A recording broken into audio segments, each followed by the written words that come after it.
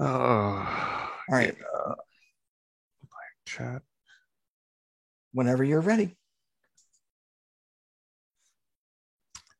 All right. Good afternoon. Afternoon. Good afternoon.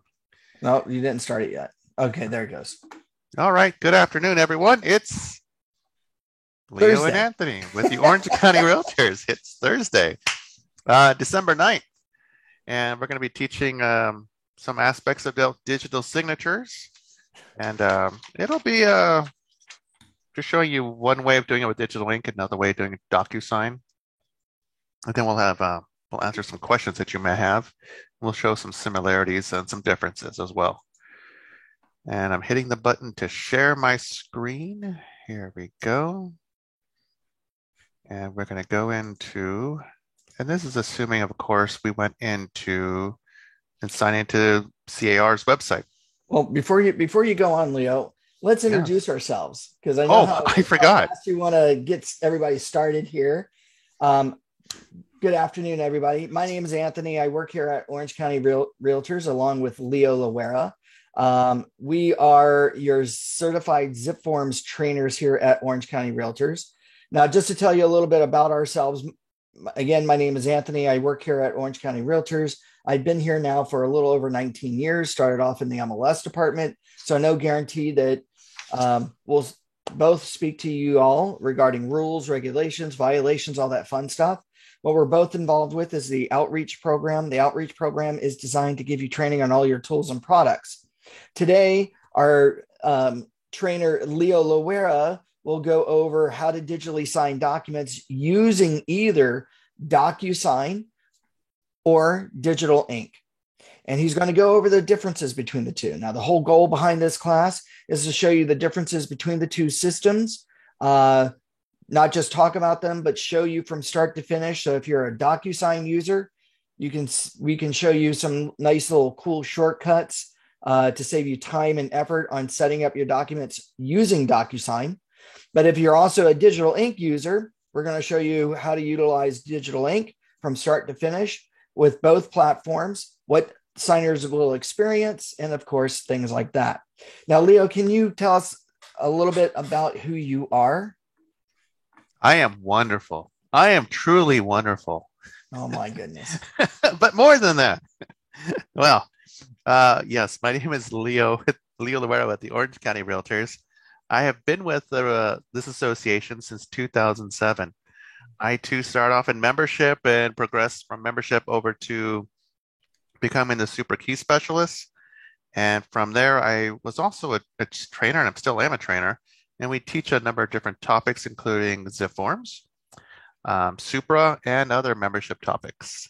We've done trainings in person in the past in some of our offices, Fountain Valley, Laguna Hills. And we've also done some training at some of the larger real estate offices as well in the past. And currently, we just do webinars, and we're able to still continue that. It's still teaching via webinar, whether it's here with all of you or in some of the real estate offices that are affiliated with our association. So yes, and also my training with zip forms. It has been a fun process. I learned quite a bit picking up on learning on different venues, whether it's California Association Realtors website, other realtor members that are using zip forms, and also my dear friend Anthony. Anthony had a number of different videos, and he still has them, to help all of us learn from to use zip forms.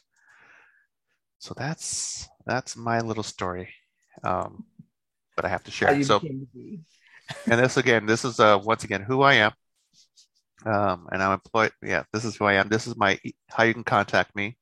Leo at the Orange County Realtors, ocrealtors.org, and that's my phone number, 714-375-9313, and that's my extension number of 239.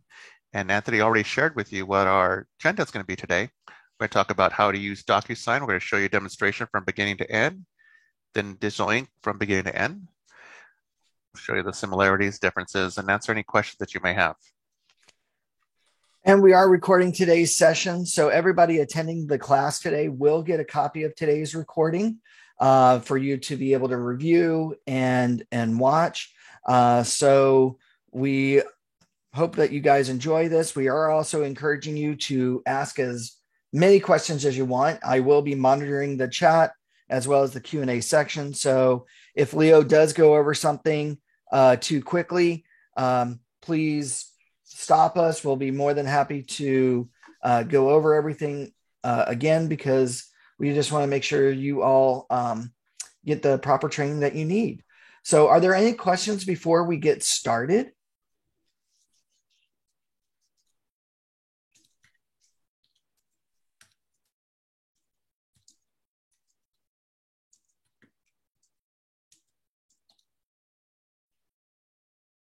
Maybe one question is it going to stop raining later today? Probably, depending on where you're at. We had a nice sprinkle today. I don't know where you're at, but you might have received a nice sprinkle. Oh, and we do have a question. Let's see here. Nin Yang asks, hi, I haven't received this morning's class recording yet. You will. It's still being compiled.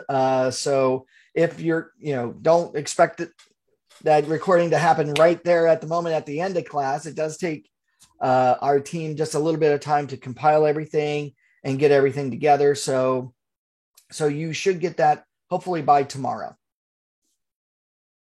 Is that okay, Nin Yang?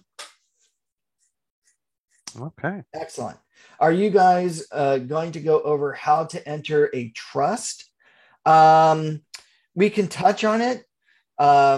Basically, how to digitally sign a trust. Leo can show you how to do that through the party section when we get up to that point. Mm-hmm. And it's pretty easy.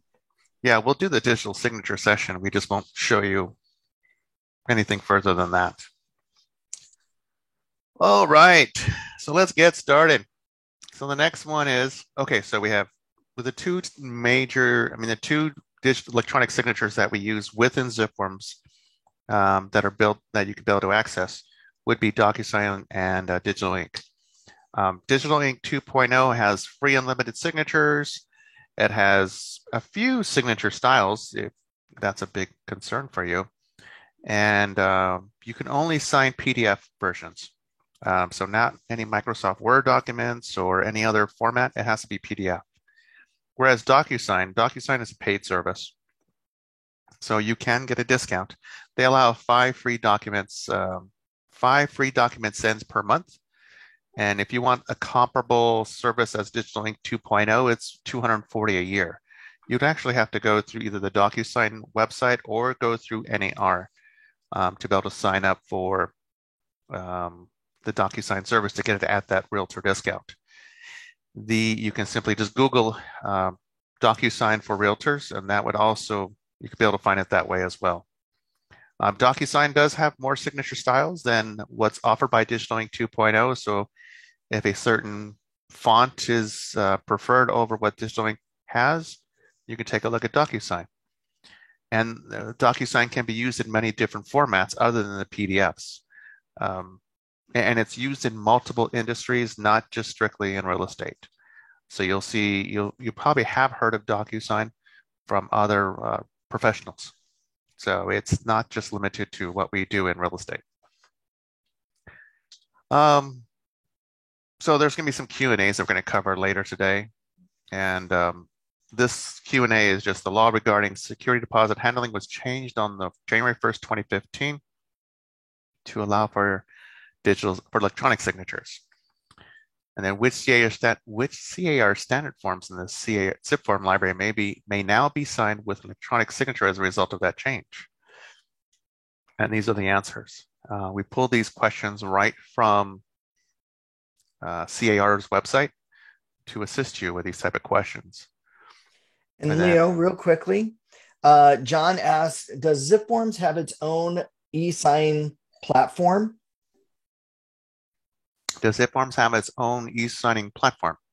And yes, the answer is Digital Ink 2.0 because it's built into ZipForms. So yeah, John, Digital Ink 2.0 is ZipForms' default program for you to digitally sign documents. It's just that this class was designed to show agents the difference between the two systems, because probably depending on the office that you're with, you probably have heard somebody saying, oh, I send it out for DocuSign, when in actuality, they're sending it out through digital ink. So we wanted to show that there is a distinction, even though the terms are loosely thrown around for each other, to digitally sign these documents. But we just wanted to show you these differences and talk about the pros and cons of both. Yeah. So, for example, when somebody says, "Oh, I sent you I DocuSign the documents earlier today," it's kind of like when I say, "Oh, get me some Kleenex," even though the Kleenex may be from a Walmart, Target brand. It's not the Kleenex brand. It's facial tissue. So, to give you an idea, interchangeable. I love props, by the way. Love props. Anyways, as we could continue, one big question is, are there any CAR standard forms in the zip form library that should not be signed with an electronic signature? And this is a list that was put together by CAR. So the application to rent grading fee, notice of change in terms of tenancy, etc. You can go through all of these. If you need further information, you want to contact the CAR legal hotline. Their phone number is 213 area code 739 8282. And once again, it's 213 area code 739 8282. And they can further advise you as to what forms can and should not be used for electronic signature. I'm going to get out of this slide because I want to show you what it looks like doing one of these fun electronic signature sessions. So here we are on the CAR website. And before I jump in, any questions before I hit this button that says Realtor Secure Transactions? Leo, does everybody do digital signing, or does digital sign contracts, are they always accepted by people? So the first question is, does everyone do digital signing? The answer is no, because my mom doesn't have a computer. Okay, so my mom can't do electronic signatures. So, and if you have a client that doesn't have a computer or have access to a computer, doesn't have an email address, or they're not comfortable, if any one of those are true, then this class is not intended for that scenario. You actually have to go through the process of typing in all the information in the contracts, printing it out, and then handing it over to your client for a wet signature. Or maybe you're working with a title or an escrow, or maybe the type of transaction requires that the documents be physically signed and not digitally signed, which happens periodically as well. It just depends on the scenario. So it's always advisable that before you do any digitally signing of any contract, always double check with all the parties involved, right? From your title, your lender, your escrow, to the other agent on the other side of the contract, to even your clients, to see if everybody's okay with accepting and doing digital signatures. Because the last thing you want to do is just do digital signatures and then find out in the 8th hour, you've got to run around town getting physical wet signatures on the contract. So always ask ahead of time. And again, gauge your client's technical expertise. If they don't have email, they don't have access to a computer, then, or they just flat out tell you, I don't want to do them, those are things to know, right? Because that's going to, you're going to have to adjust to their needs, because one client may want it, another client may not.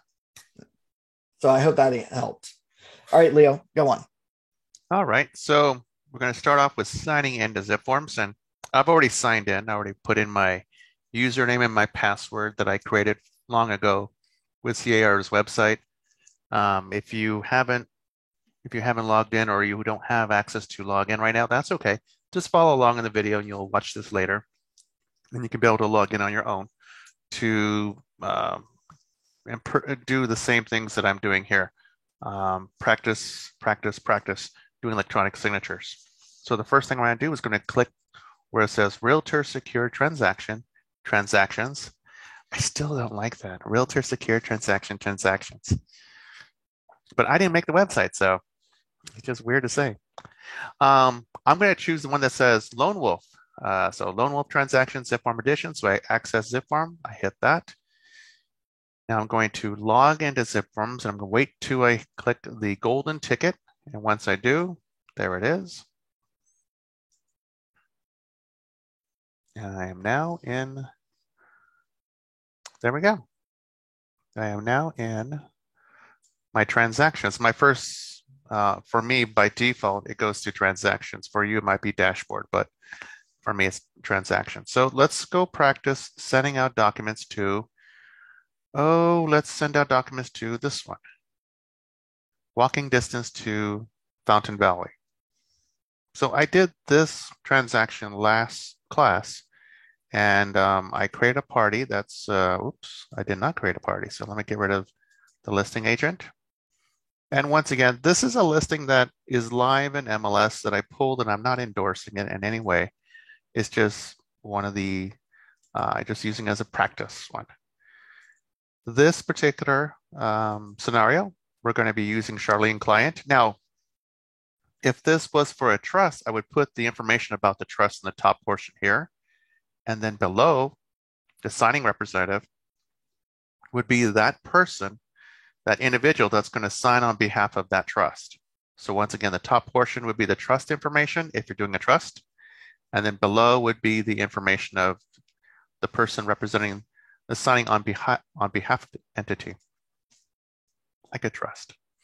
So, but in this scenario, we're going to keep it simple. Buyer one is going to be Charlene, and save it. And if you had more than one buyer, we can throw another buyer. Let's just throw in another buyer just to show you what it looks like. Going back to my address book, you can type in all the information there, but I'm going to save time by choosing Alex Alexander. Alex Alexander used to be my coworker long ago. So it's kind of like, well, using that name again. Oh, and then it did not populate the state. Okay, and the county. Well, it doesn't need to, but you guys don't have to go through the parties. If you just write the name on the contract, then this section at the top will be automatically filled in under the parties.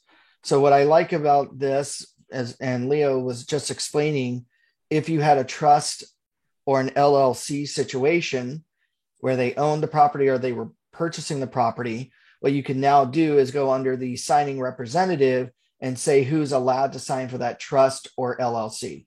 Does that help, Elizabeth?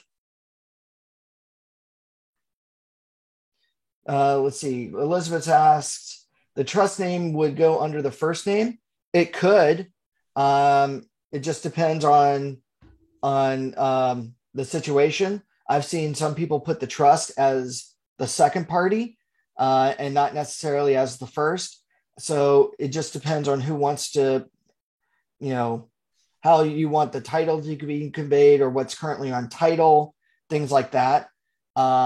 If buyer two was the trust, it would be first name, the Alexander, and then last name, family trust. And then down below under signing representative, Alex Alexander, trustee, would be the signer for that trust. But minimally, you just need a first name, last name, email address in this section. Yes. That's it. Sorry, Leo, go on. No, that's fine. So we have two buyers, Charlene and Alex. And then we've threw in some documents. These are the documents that we put in here for the class. For this transaction. So the first, we're going to be using DocuSign in this session. So the first step will be let's go back up to me and just make sure that we have the right signing service that we want to use, right electronic signature. So I'm going to leave this alone for just a quick moment. Go into Profile and Settings, which I should have done this in the beginning of the class. My apologies. And I go into Settings. And I see that my first choice will be DocuSign. So I have already set up a DocuSign account in the past.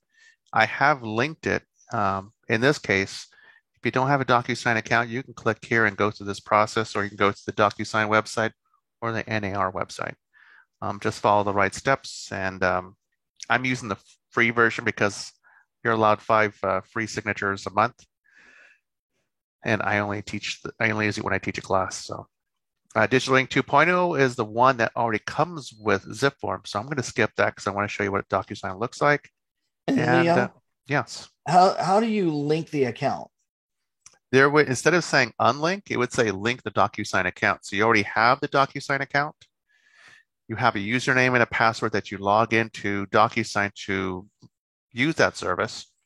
You would click this link that says, it doesn't say that now, but it would say link your DocuSign account. And then you have to log into DocuSign with your username and your password. Awesome. So once again, the version of DocuSign that's comparable to DigitalInk 2.0 will be the $240 one. So just give you a heads up. So I wanted to make sure that this is on DocuSign. Oh, and by the way, just a heads up, right over here. Always look at About Me. If you haven't looked there sometime, if your email address is wrong, fix it, please. This information does not change when there's been an update. So you want to make sure you update this information, your email signature. This is something that I put together. You can use something similar to Sincerely or Sincerely Yours. Put in your name, of course, the brokerage that you represent, and of course your DRE license. Make sure that's in there. And once you make all the changes here, click Save. And if you need to verify what real estate office that is going to appear on the bottom of the forms, just hit Offices, and sure enough, there's the correct information. So I have to change the name.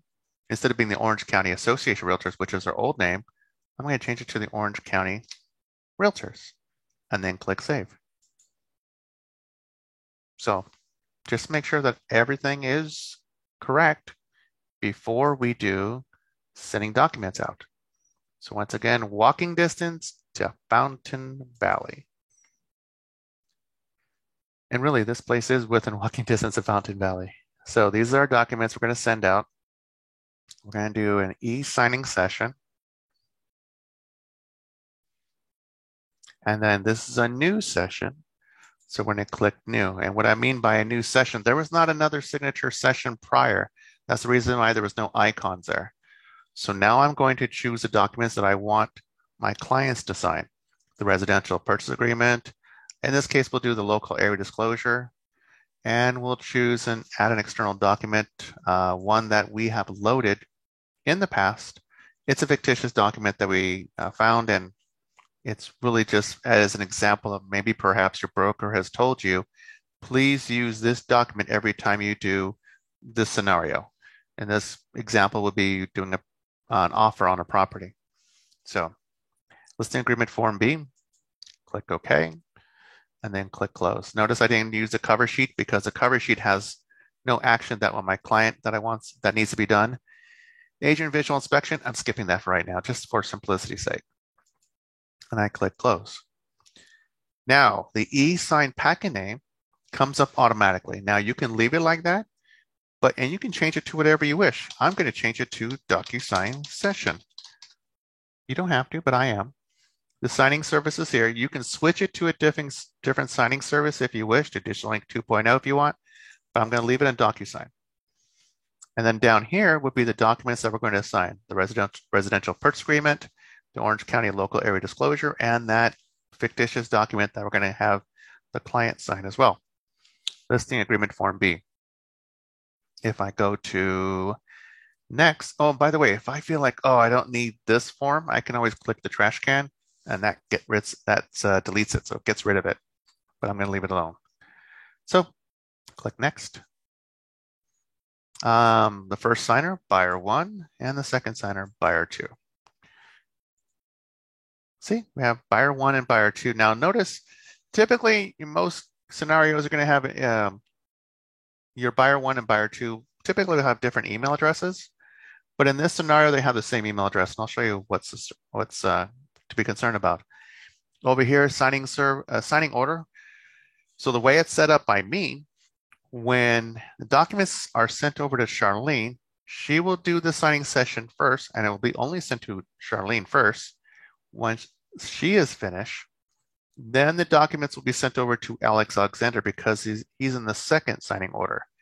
If I had a conversation, found out from Alex and Charlene, like, oh, Charlene will be out of town for a moment. Alex is available to sign it now, then I can move it up. Or I can just simply change the order right there. Now, I notice this, they're both one. So what this means, if they're both the same signing order, what this means is that they both will be emailed at the same time, the documents for them to sign. One big problem is that you as a realtor, you want to do your fiduciary duty to go over the documents and make sure that your clients understand what they're signing for. In most cases, this will be the biggest transaction in their lifetime. So you want to make sure that you're the kind of realtor that goes over each step and has them understand each page that they're signing for. You don't want to be accused of not covering something that may hurt your client down the road. So you want to make sure you do your fiduciary duty to take care of your client. In this scenario, they're both going to be receiving emails to the same email address. And this is a point of concern because Charlene could easily can open up Alex's email and vice versa. Alex can accidentally open up Charlene's email. You don't want that to happen because it will show Charlene's going through the process and electronically signing on behalf of Alex and Alex signing on behalf of Charlene. You don't want that. So that's the reason why I strongly recommend that you have a signing order of one person gets it first, you go over the documents with them first, and then you contact the second person and go over those documents with them. If you need to edit any information, like for example, if Alex goes by Alexi, you can fix it right there. If the email address looks wrong, you can fix it right there. So you have the ability to, by clicking that pencil and make that happen. If you wanted to remove that signer, you can be able to make that happen as well. I'm going to click next. I just want you to see that one more thing. So this may take a moment for it to populate, and some of you have a slower internet speed than mine, so it'll take a little bit longer. So if we look at the top, we selected forms, selected parties, and we're in the session. We're in the part of doing the signatures. So in other DocuSign sessions that you may have had in other industries, you may be the one to drag and drop signatures, initials, etc. But here, typically, ZipForms does that for you. It automatically tags them. So some cases it is very, very accurate. In some cases, it may not be. So it's entirely up to you to do your due diligence and make sure that you fill in the spots. Like, for example, a checkbox, we're going to put it over fire right here. Okay. And it gives you some formatting information if you want to do some changes to it. But let's take a look at Alex. Alex is highlighted in blue, whereas Charlene's in gold. So I want to do the same thing. Grab a checkbox and put it right there. So now both Alex and Charlene both have to check those boxes when they do their signing sessions. And for the most part, like I said again, the great majority of this information is going to be already highlighted for your clients to sign. So you don't have to worry about that. And you can just simply go down. Oops. And then if you wanted to, you can even just, instead of scrolling down like this, you can even just scroll down this side and then click the page that you want to go to. See, go to whatever pages you want to. And that is this is within the RPA contract. So the RPA contract has 18 pages, whereas our local area disclosure has 5 pages, and our fictitious listing agreement that we uploaded, this has just 2 pages. No, correction, just 1 page. And then of course, the things that we're reusing will be on the left side. So for example, If I wanted, say, date sign, I'll drag the date field and put it right there. If I want to put a text box, I could put it right there. If I wanted to drop a signature field, I could drop it right there. And we're just showing you all like the steps involved and name. You get the idea. We're dragging pieces from this side over to this side and vice versa. We're going to go to Charlene and so this will be filled out by Alex, but then this session, the only thing that our dear friend Charlene has to do is sign here. We'll say she signs there. She will date there, and then we'll put her name over here. You get the idea. Text box, you can put a text box wherever you want to, wherever you want it, wherever it's appropriate, and so on. And then when you're done doing all this, you can do recipient preview just to make sure that you're okay with all the changes that you have inputted. You can review it one last time. So if your client were to go into zip form, DocuSign, they would click start and start doing the session and start knowing like, okay, if I click this, this is what you're just looking at what the client's going to do. They're going to click sign and etc. So if you wanted to send this out to your client. And Leo? Yes. Just real quickly, Shay asks, when signing date, is there a way to add hour and minute as well? For the signature, it will appear, I think it'll appear on the bottom of it. Correct. The signature and the date box will automatically have the time and the date of the official signed approval on that one. Yeah. So in case you're like concerned, which you should be concerned, because in case there's a question down the road, is like, I never signed it. I was out of town at that time. Like, no, I have proof electronically signed it on this date, this time. So, and we'll show you what that document looks like in just a moment. Okay, so I'm going to send this out.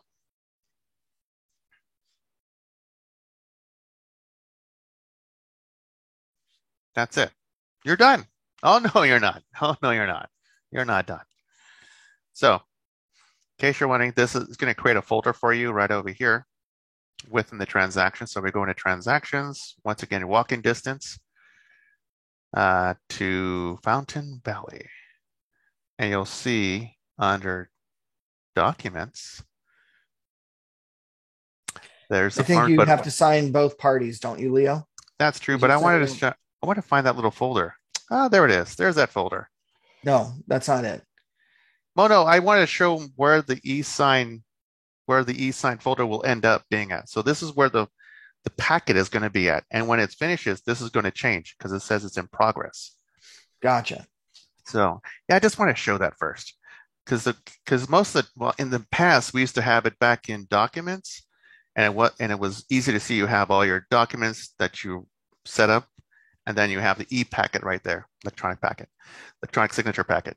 Now they moved it to this tab over here. It says e-sign. So this is going to change from in progress, and it's going to be finalized shortly. So let's go into email. So the first person signing it would be Charlene, and I'm going to speed this up a little bit because, well, I'll show you with Charlene, and then I'll zip right through it for our dear friend Alex. So the first thing you want to do is make sure that your client reads electronic record and signature disclosure. There's some rights they have to be aware of. Feel free to pull this up, print it out, have it handy, answer any questions that they may have. So do read this in its entirety. So in case you have any question, they have a question for you, you have the answer. Once they agree to the terms and conditions, they're going to click this and click continue. So this is the part that I'm not a fan of. So instead of like allowing you to scroll down and read it, which you should be doing, if you're not there going over this with the client's going to do this. they didn't read any of that. They're just going to, oh, it's a video game. So I click a video game, a video game. When they click the first field that requires a signature, they see that, oh, okay, so this is what my electronic signature is going to look like as well as my initials. If they're not happy with that, they can change the style of it to anything that they want. Like, let's make it that. If they want to draw it, they can. They can just draw. I would say, nah. Go with something that's a little bit easier. I mean, that's just me. I mean, your client may want something else. The client may also have already a signature style already on their computer, so they'll be uploading it. But for me, I'll be using this one. And real quickly, Leo, Ryan asks, can I add any content here as an agent? Example, on page 1 of the RPA broker firm info, or is that designated for the signatures only? No, Ryan, you would be able to fully edit the form before you send it out for signatures. When you send it out for signatures, it's a locked PDF document, and the current terms are locked in. Now, back in Zip Forms, you have the unsigned contract that you can modify, but whatever changes you make on that will not reflect on any of the PDF files that you've already sent out for the signatures. So if for some strange reason, oh, let's change our offer or anything like that, you may want to cancel under your digital signing progress, cancel it, go back into Zip Forms, modify the form, and then restart it all over again. Even if one client has signed the document, if the other one hasn't signed it, it's not a signed contract. So if terms have changed, then you want to cancel it and then resend it back out to everybody, because if they continue signing on, they're just agreeing to whatever the current terms are. Does that help, Ryan? As my chair squeaks.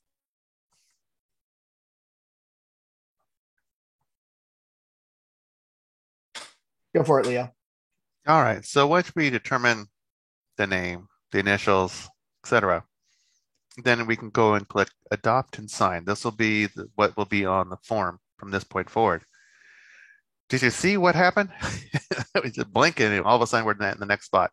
So once again, the signature is, see how much has been covered? There it is right there. So it's very important that you do take the time to go over the information that the client is signing for, because honestly, like we talked about, this will be the biggest transaction they probably have done in their lifetime. And to the one person who was asking about the time, there it is. It puts it here. Now this will change once everything is completed and signed.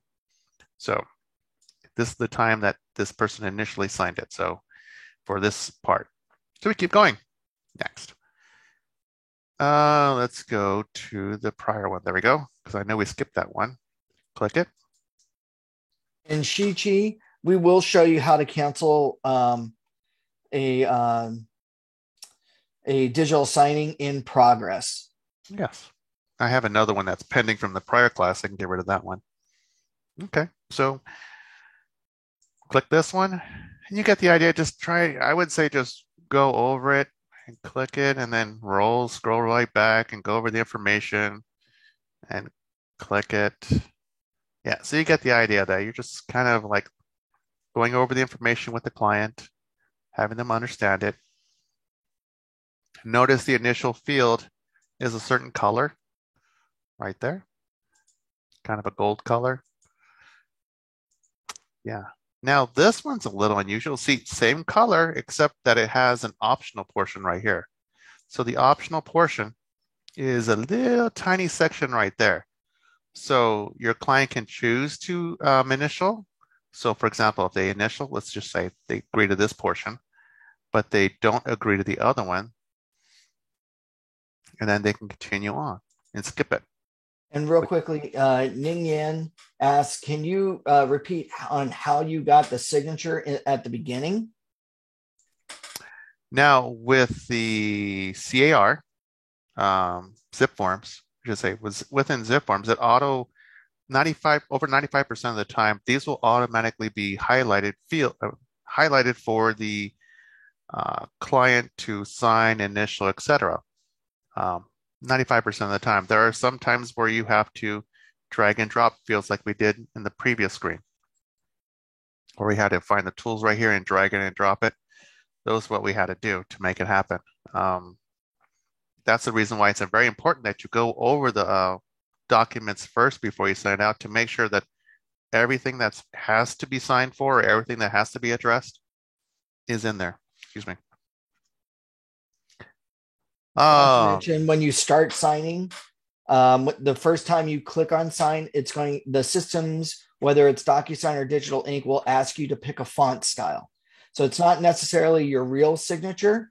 It's a font style of your name. So that's why it's important to always read through the agreements and understand what a digital signature is. A digital signature is not necessarily your real signature. It's a font style mimicking what your signature would be on a contract. Yes, very correct. Ning? If you're using the ZipForm mobile edition on an iPad and you're right there with the client, yeah, they can electronically sign as well if they wanted to. But we're doing this digitally signature session, which is different than having ZipForm mobile right in front of the client. So just a heads up.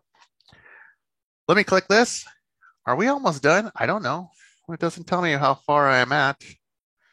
I'll click here. Still have no idea how far I have to go because it is 18 pages. This is our Orange County disclosure form. There we go, because I noticed only because the font style has changed. If I were to skip something,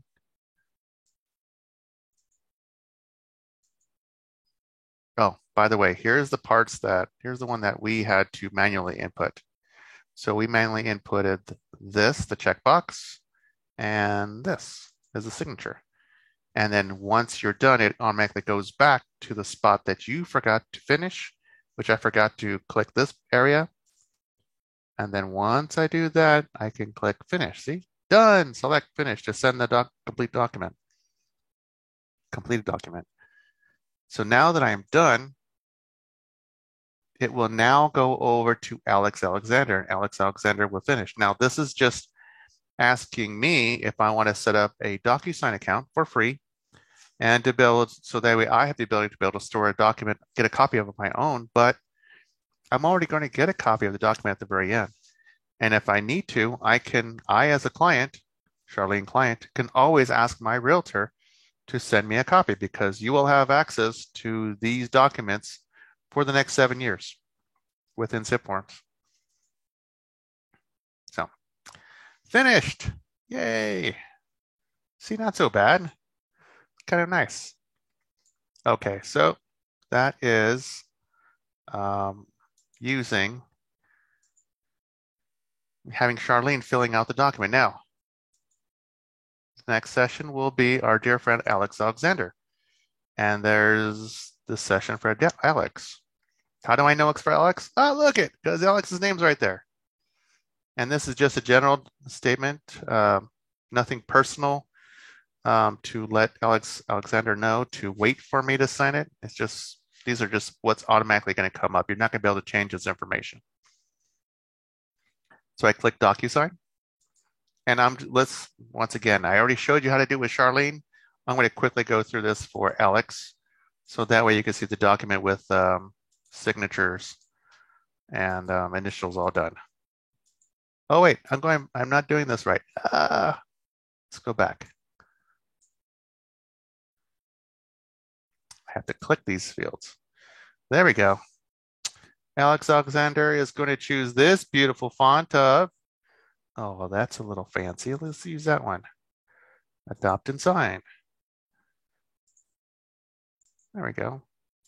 Now, once again, I don't know how far I'm into the session, except there's this little button right here, this little rectangle. Kind of gives me an idea. You can see that Charlene's initials are there, see? And then my initials will go right next to it.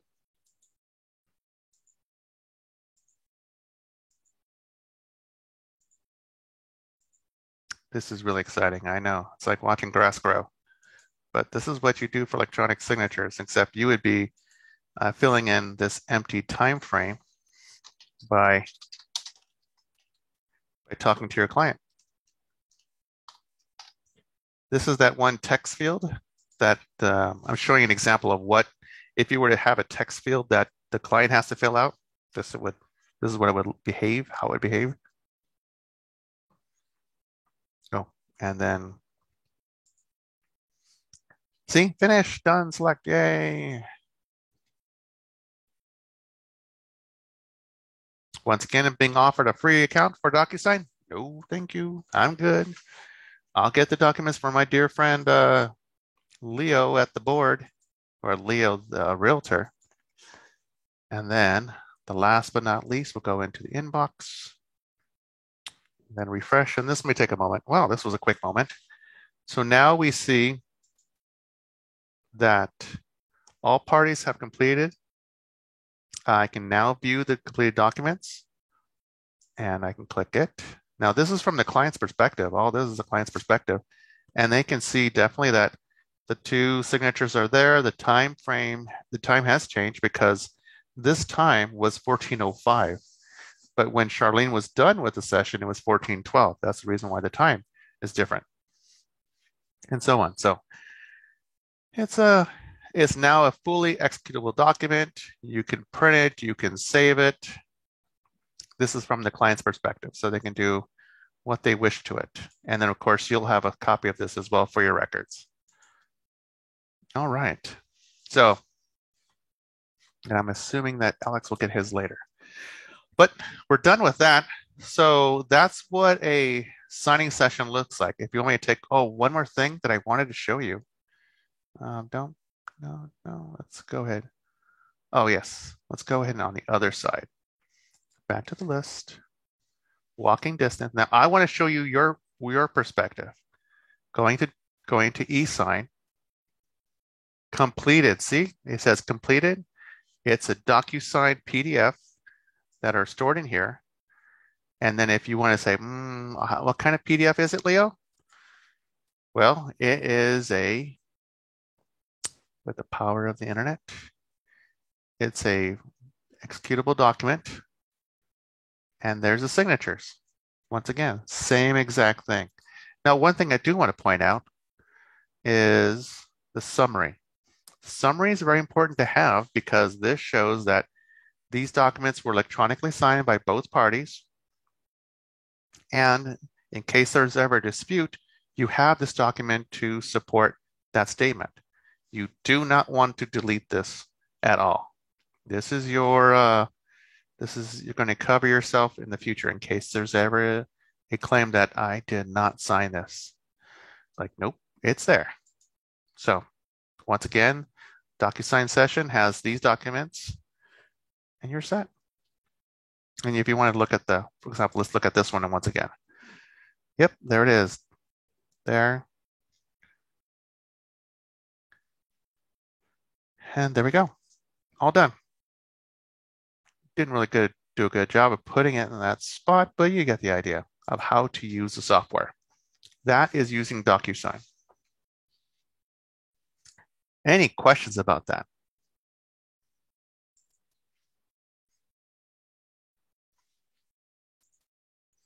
And while I'm waiting for someone to type up a question, I'm going to go spring forward to something else, and then I'll do a digital ink session in just a moment.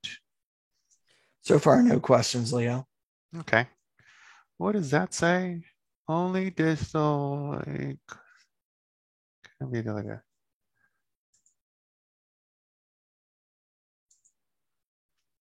Are you sure? Sure. Okay, so let me back up again. Okay, so I'm in another transaction. The question was how to cancel it.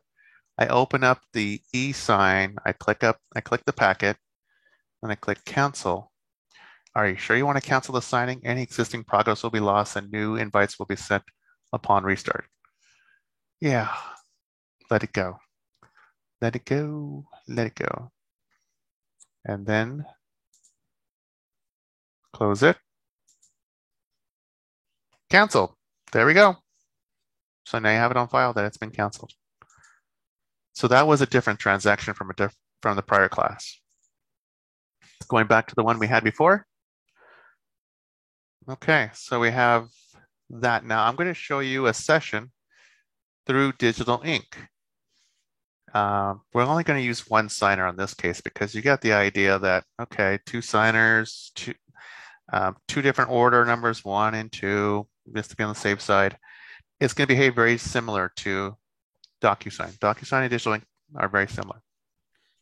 And Leo, did you show how you would switch back to Digital Ink? Yes, I'm going to do that right now. So I can go back into me, go into Profile and Settings, and change it if I wanted to. Change it if I want to do it there, or I can do it in the e-signing session. But now I'm changing it here. Make sure the time zone is correct for Digital Ink. It doesn't have that feature within DocuSign. Once I make the changes here, I click Save. Go back into my transaction because I've chosen Digital Ink 2.0. And going here, I'm clicking somewhere in the white area. That's not going to be selecting anything. Go into New eSign. And it's going to, I'm going to send over just these two. Adding external document, I will add the external document. I will, because it behaves a little bit differently. Okay. Yeah, then click close. Be on the safe side, I'm going to just make it simple and get rid of this. Orange County Local Area Disclosure, just showing you how to use the software. Renaming it.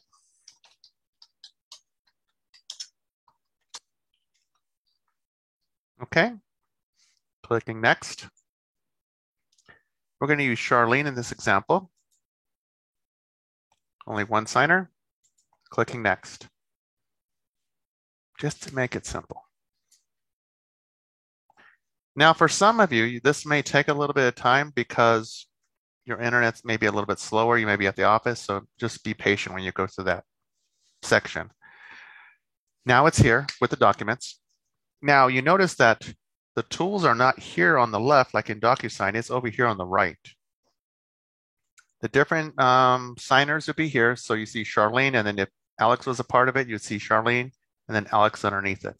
So I made it very simple. You wanted to just look at the section, for example, you want to do a drag and drop.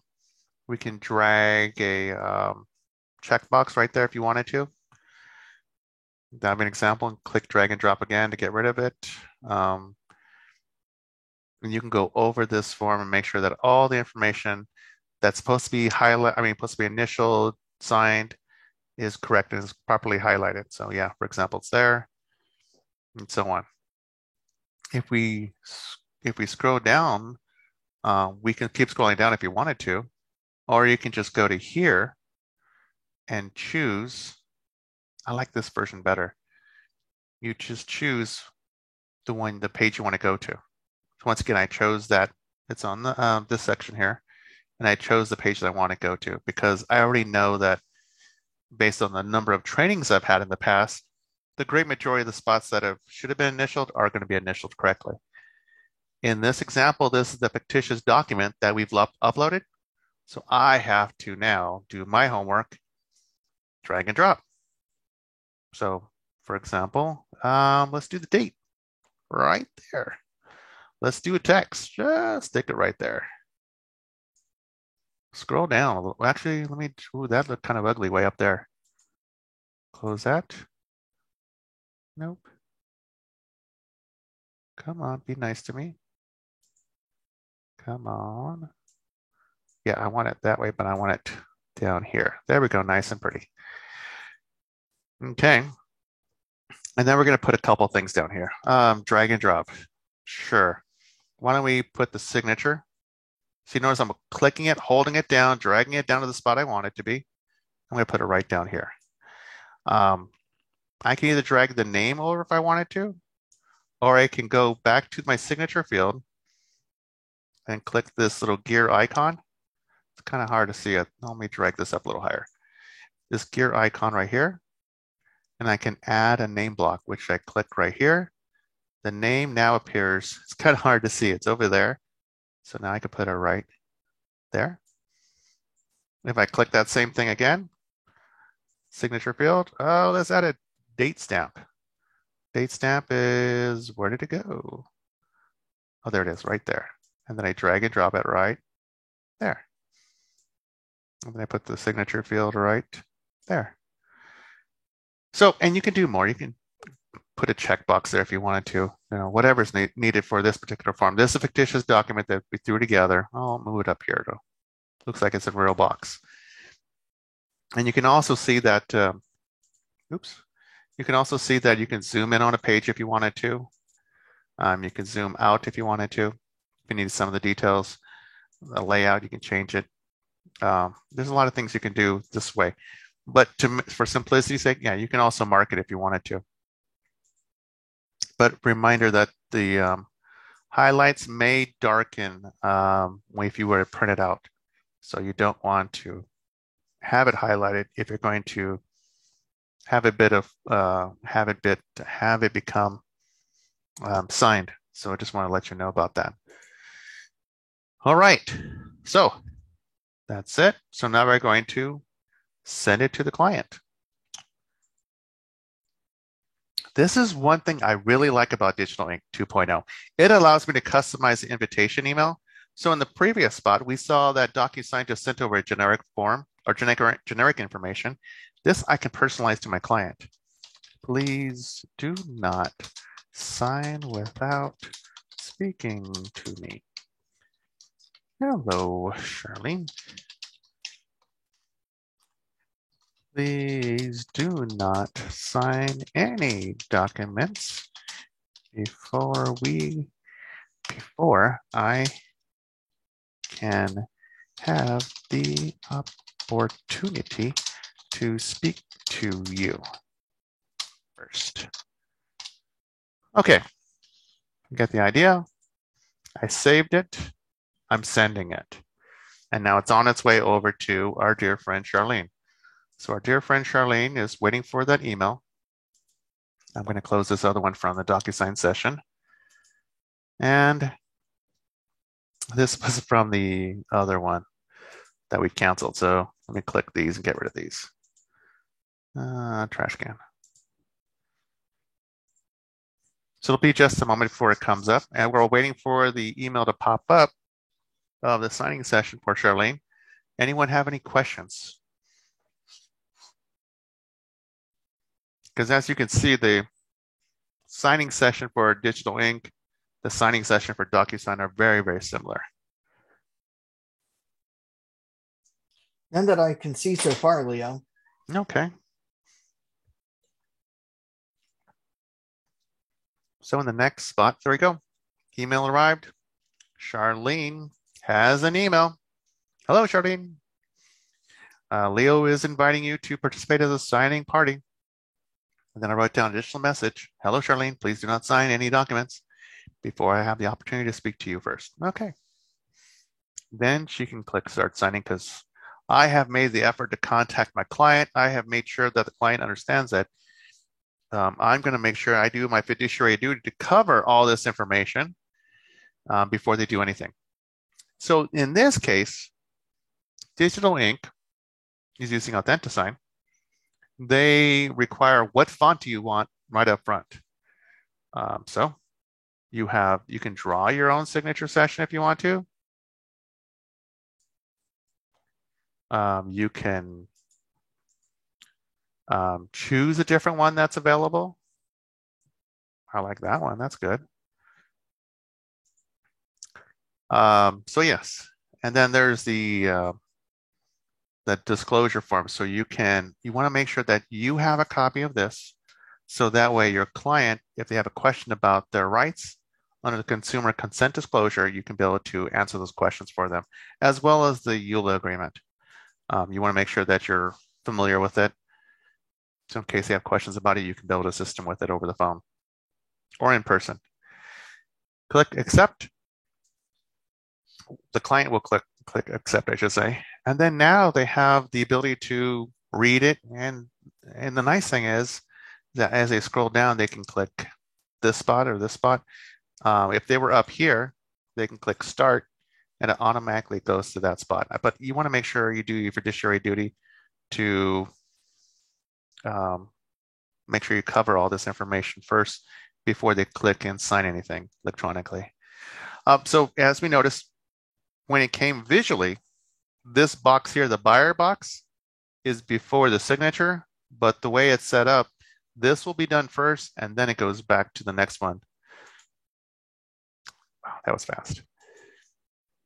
Oh, by the way, the nice thing I love about this is that while the client is going through this, is that the client has an idea of how many things they have to do. So it tells them I have 5 of 19 things they have to sign. So it tells them right there. That's great. So that way they're not complaining like, oh, how much longer is it going to be? How much longer? I have a 9-year-old that does that sometimes. How much longer is it going to take to get there? How much longer? It's like, we just live 3 miles away. We're almost there. So for you parents, you understand. Now, one thing I want to point out, see, this is a color blue. That's a color blue, and that's a color different. So this one has a check mark and a X, and that is initials. That was something different. So if I click this, it now tells me, and this is beautiful, what I like about this. This gives the client a strong understanding that they can either accept, decline, or cancel.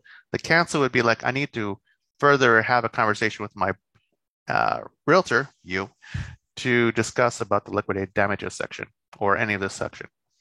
If they can choose decline if they wish, they can choose to accept it. So if they were to click decline, which is okay, but let's say they can click to accept it. So if you scroll up, there's their initials for accepting, and there's their lack of initials under liquidated damages. So I'm just showing you when there's an option involved, what it looks like. So for speeding up the process, I'm just going to play the world's worst video game ever. Oh, by the way, see when we click this, it automatically populated the date. Just want to point that out to you. And that's true for CAR documents. And then automatically populated the date. And then I'm going to put in a Fountain Valley.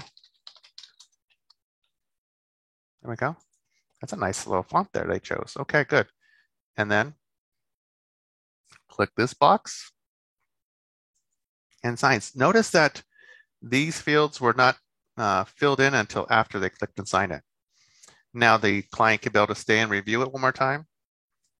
They can reset this whole session and start from the beginning, or they can complete and sign it. And notice up here, progress is 100%, 19 of 19 mandatory field signatures. Perfect. So complete and signing. Thank you. You have successfully reviewed and signed. Okay, great. So what this means, the next screen will be like, oh, part of the ZIP forms or Lone Wolf. Lone Wolf has a ZIP community. So if this is a client that you're going to be working with on a regular basis, like an investor, your client can be able to sign up for a free ZIP community account.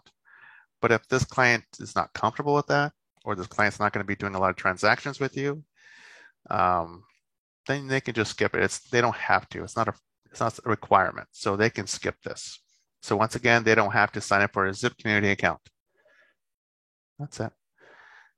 And I'm going to close that up and then go back into our emails. And in just a moment, it'll populate that. Oops, let me get rid of that one email. There we go. The new email just came out. Signing complete Digital Ink 2.0 session. There it is. The signing has been successfully reviewed and signed by all parties, which is Charlene.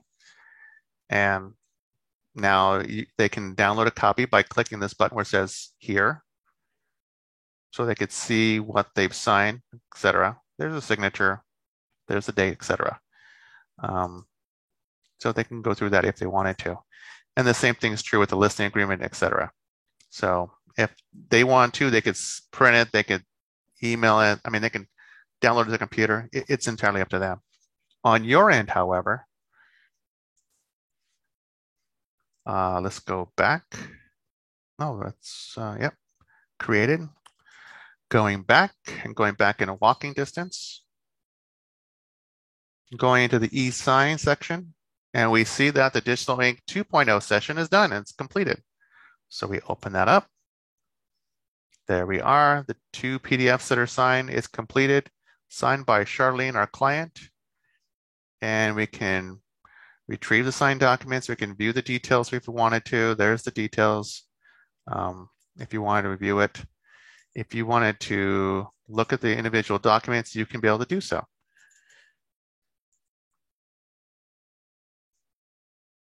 And of course, this will be stored in zip forms for 7 years if you need this information. Okay. That's it. Oops, forgot something.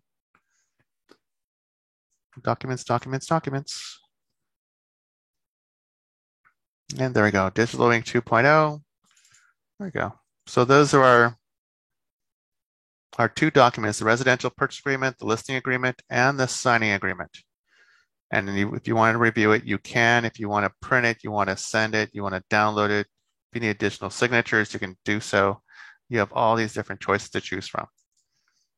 The signing certificate is very important. Do not throw this away. Do not trash it.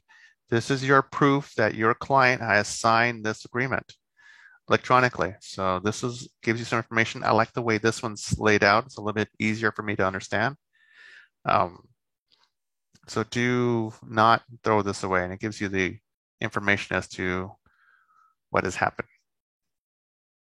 Okay, so you get the idea. So there's your documents you can store for the Digital Ink session. So you saw DocuSign, you saw Digital Ink. One is free. The other one costs you money. So which one would you choose? It's entirely up to you. Now, a question that's often asked of me is, why would somebody sign up for a DocuSign account? And there's a couple reasons. One is, I don't like change. I don't like change. If I'm familiar with DocuSign, I want to keep using DocuSign. Even if you tell me there's another product out there that does the same darn thing and it's free, I'm going to use DocuSign. Like, okay, that's a valid choice. If you're comfortable using a product, then use it. Another thing is that you could be required to use DocuSign based on the brokerage that you're with, because perhaps your brokerage uses DocuSign in multiple different scenarios in multiple different industries, because DocuSign has that flexibility to work in different industries. So definitely, if your brokerage requires you to use DocuSign, use it. That's fine. Just want to let you know that both DocuSign and Digital Ink within zip forms, you can use it other than real estate documents. If you wanted to, you can upload, for example, any other document that you needed to and send out for electronic signatures if you wish. So that's just an example of, this is just an example of how to use the service to take care of your clients. So any other questions you have for me today?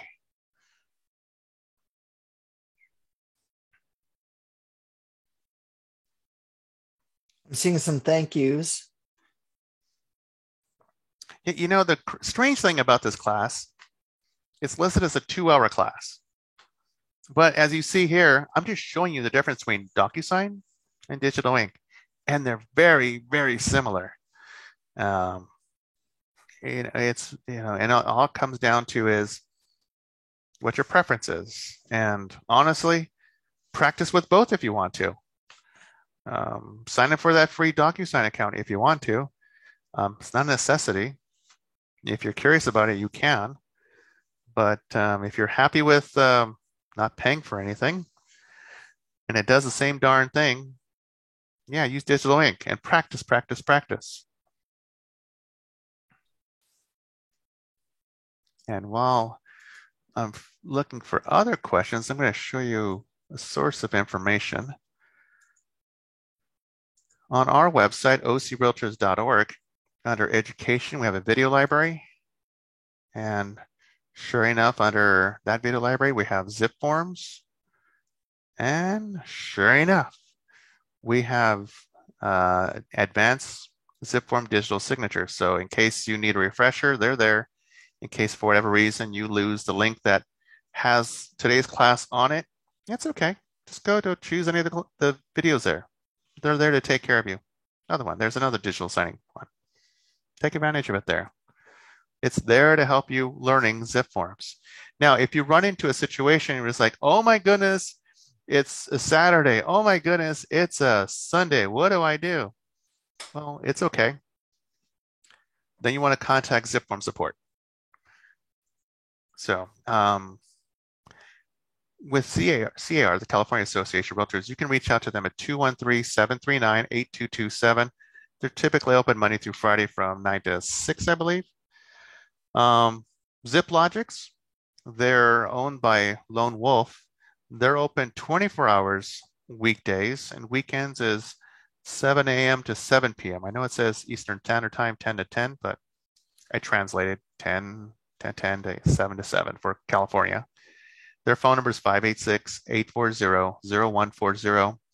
If you have any legal questions, you want to contact the CR Legal Hotline, and that's 213 area code 739-8282. And there's additional support from Lone Wolf. And there's their number, 866-279-9653. Choose option 1. I'm going to minimize this, but honestly, you could find this information here in this webinar, or you can just go to CAR really and go through zip forms and find the information there. And you're thinking, well, where would I find it in zip forms? Oops, this is not what I want to open. This is my work stuff. If I have additional questions, no, don't log me out.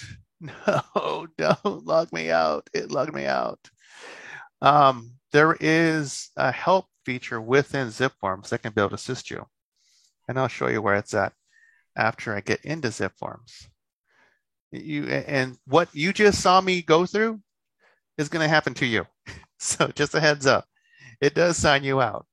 So just be prepared for that. Be patient, take deep breaths like, okay, all right, it's not so bad. It's not so bad. So the guided help will be on the bottom right corner. You can click that. You can go over the quick tips. You can schedule trainings if you want to. There's videos that ZipLogix offers, not through us, but it's done by ZipLogix. Another resource would be Zip Tips through the California Association of Realtors. If you have, there's another section for help as well. Learning Center, in-app guided help, send us feedback. We also provide one-on-one through a webinar, and that would be done through Anthony. So you'd contact him for assistance. I think that's it for using DocuSign Digital Ink services. I know, it's so exciting, Anthony, it makes you cry. It does. So beautiful, I know. Are there any other questions from anybody? Well, if there are no other questions, we want to thank you all for attending today. Thank you so much for the kind words. I hope you all really enjoyed it. Hopefully, we'll see you back here at about 3:30 for our final Zip Forms class of the day, Zip Forms Advanced Tools. Other than that, if you guys do have any questions or concerns, please feel free to reach out to either Leo or myself. Leo, what's your email address? I would lie if it was Tony@ocrealtors.org. Well, I was going to give my email, but what's your email? My email address is leo@ocrealtors.org. Once again, leo@ocrealtors.org. I emphasize the S in there. And then my phone number, work phone number is 714 area code 375-9313. And my extension number is 239. If you were to call the Laguna Hills location, you can still hit 239. That'll get you over to me. So that'll be fine. And with that said, I want to thank everybody for attending today. Hopefully you'll get to practice some of what we showed you today or what Leo showed you today. And with that said, I hope you all have a great and wonderful day. Again, you will get a copy of today's webinar. You should get a copy of that, hopefully emailed to you by tomorrow. And with that said, I hope you all have a great and wonderful day. All right.